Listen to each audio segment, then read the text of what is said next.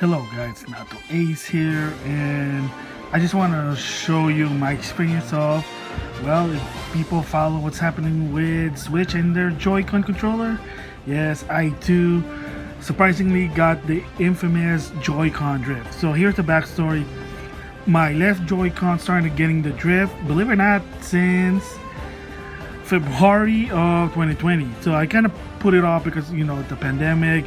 Of course, Nintendo repair shop were at that point was closed. You know, they're not doing a lot of physical repair, yada yada yada.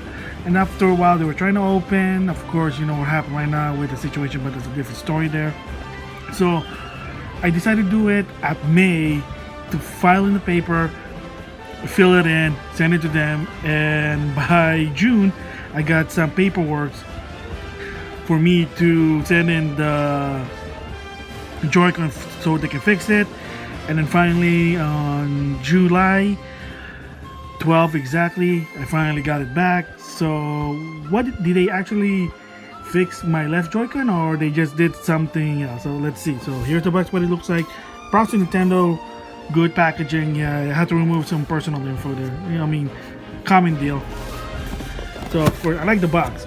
Kind of handy if I need to send something out, either Amazon or whatever, if you need a box.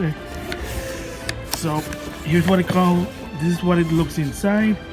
Alright, so of course you got some paperwork. So the first thing interesting here is notice.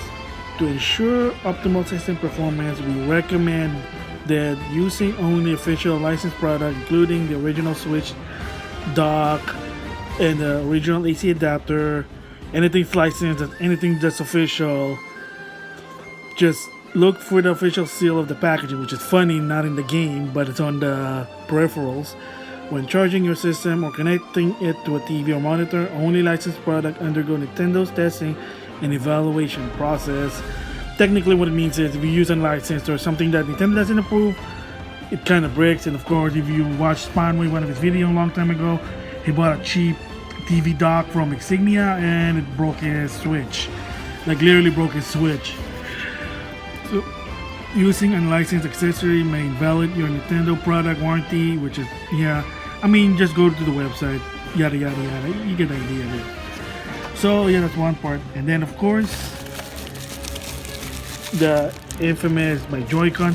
I like how they really take precautions to protect your, you know, Joy-Con. So was it repair or was it replaced or whatever? So let's see.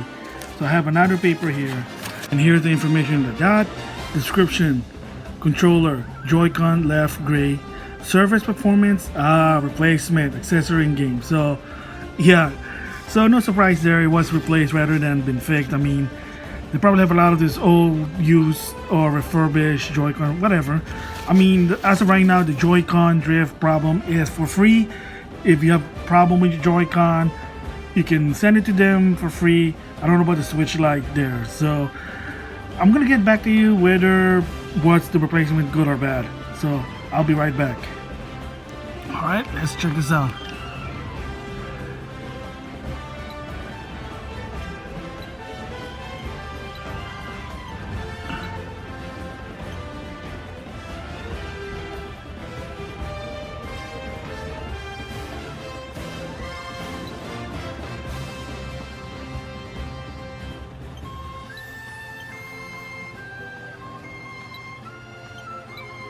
So far it's good. Alright. I'm gonna have to push the X button, just give me a sec. Alright. Time to calibrate this sucker. So far it's still good, no Joy-Con drift. Alright, let's try it now.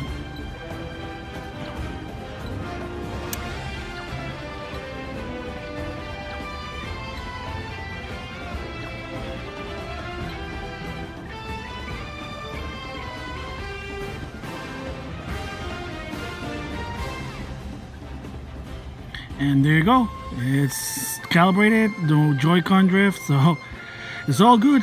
So yeah, thanks Nintendo.